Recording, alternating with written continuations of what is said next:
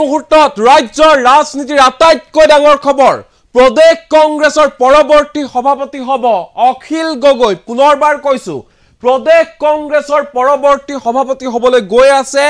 বৰ্তমানৰ ৰাইজৰ দলৰ সভাপতি তথা শিৱসাগৰ সমষ্টিৰ বিধায়ক অখিল গগৈ অতি শীঘ্ৰে কংগ্ৰেছত যোগদান কৰিব বিধায়ক অখিল গগৈ আৰু কংগ্ৰেছৰ প্ৰদেশ কংগ্ৰেছৰ পৰৱৰ্তী সভাপতি হ'ব অখিল গগৈ লোকসভা নিৰ্বাচনৰ ফলাফল ঘোষণা হোৱাৰ পিছতে কংগ্ৰেছত যোগদান কৰিব বিধায়ক অখিল গগৈ এই মুহূৰ্তৰে বিগ পলিটিক্যাল নিউজ চলাইছে টকছৰ দৰ্শকক এই মুহূৰ্তৰ বিগ পলিটিক্যাল নিউজ প্ৰদেশ কংগ্ৰেছৰ পৰৱৰ্তী সভাপতি হ'ব বিধায়ক অখিল গগৈ শীঘ্ৰে কংগ্ৰেছত যোগদান কৰিব বিধায়ক অখিল গগৈ কংগ্ৰেছৰ সৈতে সামিল হ'বলৈ গৈ আছে অখিল গগৈ লোকসভা নিৰ্বাচনৰ ফলাফল ঘোষণাৰ পিছতে কংগ্ৰেছত আনুষ্ঠানিকভাৱে যোগদান কৰিব বিধায়ক অখিল গগৈ কংগ্ৰেছত সামিল হ'বলৈ সাজু হৈছে বিধায়ক অখিল গগৈ কংগ্ৰেছৰ পৰা আঁতৰোৱা হ'ব প্ৰদেশ কংগ্ৰেছৰ বৰ্তমানৰ সভাপতি ভূপেন বৰাক আঁতৰাই অখিল গগৈ সভাপতি পতা হ'ব নিৰ্বাচনত ভূপেন বৰাই কৰিবলগীয়া কাম অখিল গগৈয়ে কৰিলে মুৰৰ ঘাম মাটিত পেলাই কষ্ট কৰিলে বিধায়ক অখিল গগৈ আৰু সেইবাবে অখিল গগৈক প্ৰদেশ কংগ্ৰেছৰ সভাপতিৰ দায়িত্ব অৰ্পণ কৰা হ'ব ভূপেন বৰাৰ কোনো কাম নাই ভূপেন বৰা হৈছে এজন নিজিকা সভাপতি এনেধৰণে মহাবিস্ফোৰণ ঘটাইছে ডিব্ৰুগড় বিধায়ক প্ৰশান্ত ফুকনে পুনৰবাৰ কৈছো প্ৰশান্ত ফুকনৰ ফালৰ পৰা কোৱা হৈছে ভৱিষ্যতবাণী কৰা হৈছে অতি শীঘ্ৰে কংগ্ৰেছত যোগদান কৰিবলৈ গৈ আছে শিৱসাগৰ সমষ্টিৰ বিধায়ক অখিল গগৈয়ে আৰু যোগদান কৰাৰ পিছতে প্ৰদেশ কংগ্ৰেছৰ পৰৱৰ্তী সভাপতি হ'ব বিধায়ক অখিল গগৈক দায়িত্ব দিয়া হ'ব প্ৰদেশ কংগ্ৰেছৰ সভাপতি আসনত বহোৱা হ'ব অখিল গগৈ অতি শীঘ্ৰে লোকসভা নিৰ্বাচনৰ ফলাফল ঘোষণা হোৱাৰ পিছতে প্ৰদেশ কংগ্ৰেছৰ দায়িত্ব অৰ্পণ কৰা হ'ব অখিল গগৈ আৰু এই সমগ্ৰ বিষয়ক লৈ প্ৰশান্ত ফুকনৰ ফালৰ পৰা স্পষ্ট ৰূপত কোৱা হৈছে ইতিমধ্যে অখিল গগৈয়ে যুঁজা চলাই আছে আৰু লোকসভা নিৰ্বাচনৰ ফলাফল ঘোষণা হোৱাৰ পিছতে আনুষ্ঠানিকভাৱে কংগ্ৰেছত সামিল হ'ব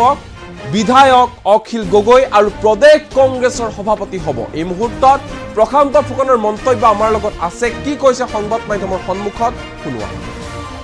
এইটো ভূপেন বৰা ডাঙৰীয়াই বৰ অবান্তৰ আৰু অবাস্তৱ কথা কিছুমান কয়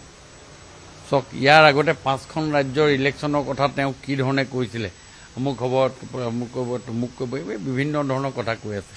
আজি তেওঁ যে এই কথাটো তেওঁ তথাপি এষাৰ কথা ক'ব নোৱাৰিলে যে আমি জিকিব পাৰে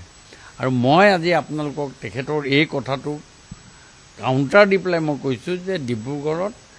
আমাৰ এতিয়া আজিৰ ডেটলৈকে আমি কনফিডেণ্ট আছোঁ আমি 4 লাখ 5 লাখ ভোটত সৰ্বানন্দ সোণোৱাল ডাঙৰীয়া জিকিব গগৈয়ে নোযোৱালৈকে মিটিং আৰম্ভ নকৰে কংগ্ৰেছত তেওঁ জইন কৰি গোটেইখিনি তেওঁ হ'ব কালি তেওঁ মিটিং চিটিং পাতি পেলাই চব ঠিক 11+ প্ৰথমে আমাৰ আছিলে 11+ আজিও 11+ আছে আমাৰ 12খন চিটত আমাৰ যদি হোৱাৰ চান্স আছে আমি 13খনলৈ আমি ট্ৰাই কৰিছিলোঁ কিন্তু 11+ আজিৰ ডেটত আমাৰ এতিয়াও আছে ভূপেন বৰা ডাঙৰীয়া একো প্ৰাসংগিকতা নাই আৰু এইবিলাক কথা চব নাই আজি ভূপেন বৰা ডাঙৰীয়া কেইদিনমান আছে আৰু অলপ দিনৰ পাছততো মই এইটো যি জানো যিটো বুজি পাইছোঁ অখিল গগৈটো কংগ্ৰেছৰ প্ৰেছিডেণ্ট হ'ব আৰু এই ইলেকশ্যনৰ পাছত অখিল গগৈ ডাঙৰীয়া কংগ্ৰেছৰ প্ৰেছিডেণ্ট হ'ব কংগ্ৰেছত তেওঁ জইন কৰি গোটেইখিনি তেওঁ হ'ব কালি তেওঁ মিটিং চিটিং পাতি পেলাই চব ঠিক চেক কৰিছে ৰাইজৰ দলৰ কালি যিখন মিটিং পাতিছে তাতে তেওঁ ভিতৰুৱাকৈ গোটেই কথাখিনি তেওঁ বুজাই পঢ়াই দিছে যে চাহ এতিয়া যদি আমি যদি আৰু আশা পূৰণ হ'বলগীয়া হয় তেতিয়াহ'লে কংগ্ৰেছৰ লগত আমি মিতালি কৰিব লাগিব এবাৰ যিটো ইলেকশ্যন হ'ল আপোনালোকে এটা কথা মন কৰক যিটো ইলেকশ্যন হ'ল ইলেকশ্যনত যিটো কেম্পেইন যিটো কাম কৰিব লাগিছিলে ভূপেন বৰাই যিটো কাম কৰিব লাগিছিলে সেই কামটো কৰিলে মূৰৰ ঘাম মাটিত পেলাই সেইটো কাম কৰিলে Akhil Gogoi in the name of Congress Akhil গগৈয়ে নোযোৱালৈকে মিটিং আৰম্ভ নকৰে কংগ্ৰেছ সভাপতি বহি থাকে তাত ভূপেন বৰা ডাঙৰীয়াই বৰভোজ পাতিবৰ কাৰণে তেওঁ ক'ত আছে তেওঁ সক্ষমতা ক'ত তেওঁৰ পৰিৱেশ ক'ত সৃষ্টি কোনটো ইলেকশ্যনত হৈছিলে কওক যদি তেওঁ তেনেকৈ মাংস টাংস কিনি থৈছিলোঁ ফটকা চটকা যদি কিনি থৈছিলোঁ সেইবোৰ পিছত পেলাই দিবলগীয়া এটা অৱস্থা হৈছিলে আৰু হৈছে আজি লাষ্ট ধাৰাবাহিক তেওঁ সভাপতি হোৱাৰ পাছৰ পৰা আপোনালোকে নিজে এবাৰ ভাবকচোন বাৰু ইয়াতে বহি থাকে তেতিয়া এবাৰ চিন্তা কৰিব এটা ইলেকশ্যনত এখন চিটত তেওঁ জিকা নাই তেওঁ দিনত তাৰমানে তেওঁক মই আজি ক'ব খুজিছোঁ যে নিজিকা সভাপতি বুলি যদি ৰেকৰ্ড কৰিব খোজে এইজনে হ'ল সভাপতি আৰু তেওঁ আজি এইবিলাক যিবিলাক কথা কৈছে এইবিলাক কথা নাই এইবিলাক শেষ হ'ব তেওঁ দিন আজি 4 তাৰিখৰ পাছত তেওঁ কংগ্ৰেছৰ পৰা ৰিজাইন দিব লাগিব বা কংগ্ৰেছৰ পৰা তেওঁক আঁতৰাব আৰু কংগ্ৰেছত মই যি দেখি বুজি গম পাইছোঁ যে অখিল গগৈ কংগ্ৰেছত জইন কৰি কংগ্ৰেছৰ সভাপতিৰ দায়িত্ব গ্ৰহণ কৰিব এইবিলাক চাৰিটা বাতি ঘটি একেলগে থাকিলে দুখ কাটাক লাগে এইবোৰ দলৰ ভিতৰৰ কথা আমি এইটো চম্ভালি ল'ম সেইবিলাকত আপোনালোকে বেছি মাথা নামাৰিব এইটো আমাৰ ভিতৰৰ কথা আমি চব ঠিক কৰি ল'ম কংগ্ৰেছৰ ইমান ডাঙৰ ডাঙৰ সংঘাত সেইবোৰ আপোনালোকে নেদেখে কিন্তু এতিয়া আমাৰ এই এখন চিঠি দিছে এইবিলাক ইমান ডাঙৰ 42 লাখ কৰ্মকৰ্তাৰ মাজত কেতিয়াবা এনেকুৱা ধৰণৰ দুই এটা কথা আছে কিন্তু আপুনি ইয়াৰ পাছৰ কোনো ডিমত নাই কোনো গুণ নাই 9টাত 30,000 মান ভোট যাব বাকীখিনি সৰ্বানন্দ সোণোৱাল ডাঙৰীয়া পাব 11+ প্ৰথমে আমাৰ আছিলে 11+ আজিও 11+ আছে আমাৰ 12খন চিটত আমাৰ যদি হোৱাৰ চান্স আছে আমি 13খনলৈ আমি ট্ৰাই কৰিছিলোঁ কিন্তু 11+ আজিৰ ডেটত আমাৰ এতিয়াও আছে ভূপেন বৰা ডাঙৰীয়া একো প্ৰাসংগিকতা নাই আৰু এইবিলাক কথা চব নাই আজি ভূপেন বৰা ডাঙৰীয়া কেইদিনমান আছে আৰু অলপ দিনৰ পাছততো মই এইটো যি জানো যিটো বুজি পাইছোঁ অখিল গগৈটো কংগ্ৰেছৰ প্ৰেচিডেণ্ট হ'ব আৰু এই ইলেকশ্যনৰ পাছত অখিল গগৈ ডাঙৰীয়া কংগ্ৰেছৰ প্ৰেচিডেণ্ট হ'ব কংগ্ৰেছত তেওঁ জইন কৰি গোটেইখিনি তেওঁ হ'ব কালি তেওঁ মিটিং চিটিং পাতি পেলাই চব ঠিক চেক কৰিছে ৰাইজৰ দলৰ কালি যিখন মিটিং পাতিছে তাতে তেওঁ ভিতৰুৱাকৈ গোটেই কথাখিনি তেওঁ বুজাই পঢ়াই দিছে যে চাহ এতিয়া যদি আমি যদি আৰু আশা পূৰণ হ'বলগীয়া হয় তেতিয়াহ'লে কংগ্ৰেছৰ লগত আমি মিতালি কৰিব লাগিব এবাৰ যিটো ইলেকশ্যন হ'ল আপোনালোকে এটা কথা মন কৰক যিটো ইলেকশ্যন হ'ল ইলেকশ্যনত যিটো কেম্পেইন যিটো কাম কৰিব লাগিছিলে ভূপেন বৰাই যিটো কাম কৰিব লাগিছিলে সেই কামটো কৰিলে মূৰৰ ঘাম মাটিত পেলাই সেইটো কাম কৰিলে Akhil Gogoi in the name of Congress Akhil গগৈয়ে নোযোৱালৈকে মিটিং আৰম্ভ নকৰে কংগ্ৰেছ সভাপতি বহি থাকে তাত ভূপেন বৰা ডাঙৰীয়াই বৰভোজ পাতিবৰ কাৰণে তেওঁ ক'ত আছে তেওঁ ক'ত তেওঁৰ সক্ষমতা ক'ত তেওঁৰ পৰিৱেশ ক'ত সৃষ্টি কোনটো ইলেকশ্যনত হৈছিলে কওক যদি তেওঁ তেনেকৈ মাংস টাংস কিনি থৈছিলোঁ ফটকা চটকা যদি কিনি থৈছিলোঁ সেইবোৰ পিছত পেলাই দিবলগীয়া এটা অৱস্থা হৈছিলে আৰু হৈছে আজি লাষ্ট ধাৰাবাহিক তেওঁ সভাপতি হোৱাৰ পাছৰ পৰা আপোনালোকে নিজে এবাৰ ভাবকচোন বাৰু ইয়াতে বহি থাকে তেতিয়া এবাৰ চিন্তা কৰিব 9টাত 30,000 মান ভোট যাব বাকীখিনি 11+ প্ৰথমে আমাৰ আছিলে 11+ আজিও 11+ আছে আমাৰ 12খন চিটত আমাৰ যদি হোৱাৰ চান্স আছে আমি 13খনলৈ আমি ট্ৰাই কৰিছিলোঁ কিন্তু 11+ আজিৰ ডেটত আমাৰ এতিয়াও আছে ভূপেন বৰা ডাঙৰীয়া একো প্ৰাসংগিকতা নাই আৰু এইবিলাক কথা চব নাই আজি ভূপেন বৰা ডাঙৰীয়া কেইদিনমান আছে আৰু অলপ দিনৰ পাছততো মই এইটো যি জানো যিটো বুজি পাইছোঁ অখিল গগৈটো কংগ্ৰেছৰ প্ৰেচিডেণ্ট হ'ব আৰু এই ইলেকশ্যনৰ পাছত অখিল গগৈ ডাঙৰীয়া কংগ্ৰেছৰ প্ৰেচিডেণ্ট হ'ব কংগ্ৰেছত তেওঁ জইন কৰি গোটেইখিনি তেওঁ হ'ব কালি তেওঁ মিটিং চিটিং পাতি পেলাই চব ঠিক চেক কৰিছে ৰাইজৰ দলৰ কালি যিখন মিটিং পাতিছে তাতে তেওঁ ভিতৰুৱাকৈ গোটেই কথাখিনি তেওঁ বুজাই পঢ়াই দিছে যে চাহ এতিয়া যদি আমি যদি আৰু আশা পূৰণ হ'বলগীয়া হয় তেতিয়াহ'লে কংগ্ৰেছৰ লগত আমি মিতালি কৰিব লাগিব এবাৰ যিটো ইলেকশ্যন হ'ল আপোনালোকে এটা কথা মন কৰক যিটো ইলেকশ্যন হ'ল ইলেকশ্যনত যিটো কেম্পেইন যিটো কাম কৰিব লাগিছিলে ভূপেন বৰাই যিটো কাম কৰিব লাগিছিলে সেই কামটো কৰিলে মূৰৰ ঘাম মাটিত পেলাই সেইটো কাম কৰিলে Akhil Gogoi in the name of Congress Akhil গগৈয়ে নোযোৱালৈকে মিটিং আৰম্ভ নকৰে কংগ্ৰেছ সভাপতি বহি থাকে তাত ভূপেন বৰা ডাঙৰীয়াই বৰভোজ পাতিবৰ কাৰণে তেওঁ ক'ত আছে তেওঁ ক'ত তেওঁৰ সক্ষমতা ক'ত তেওঁৰ পৰিৱেশ ক'ত সৃষ্টি কোনটো ইলেকশ্যনত হৈছিলে কওক যদি তেওঁ তেনেকৈ মাংস টাংস কিনি থৈছিলোঁ ফটকা চটকা যদি কিনি থৈছিলোঁ সেইবোৰ পিছত পেলাই দিবলগীয়া এটা অৱস্থা হৈছিলে আৰু হৈছে আজি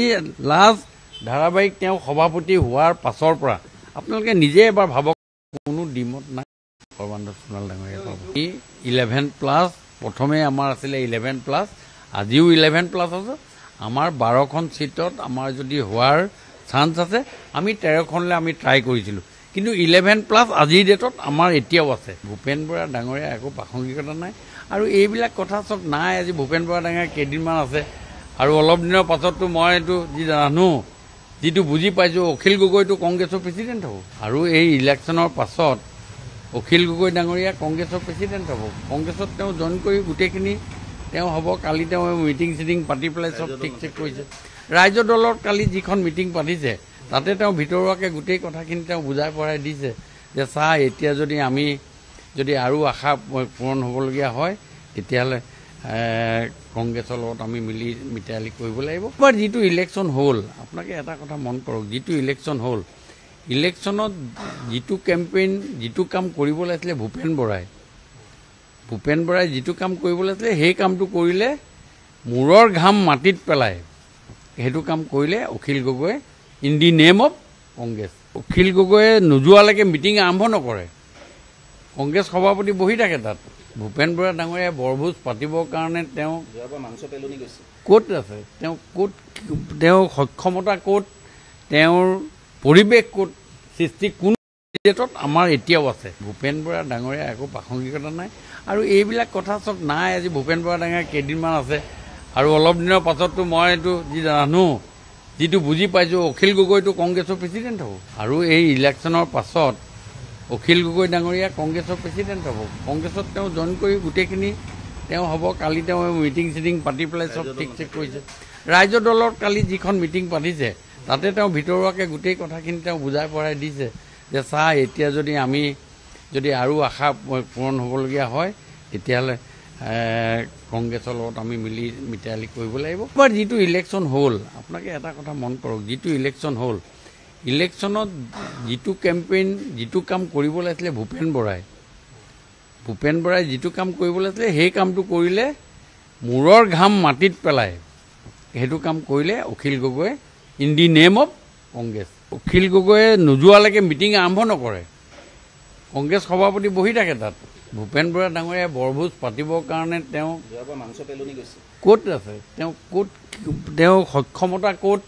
তেওঁৰ পৰিৱেশ ক'ত সৃষ্টি কোনটো ইলেকশ্যনত হৈছিলে কওক। যদি তেওঁ তেনেকৈ মাংস কিনি থৈছিলোঁ,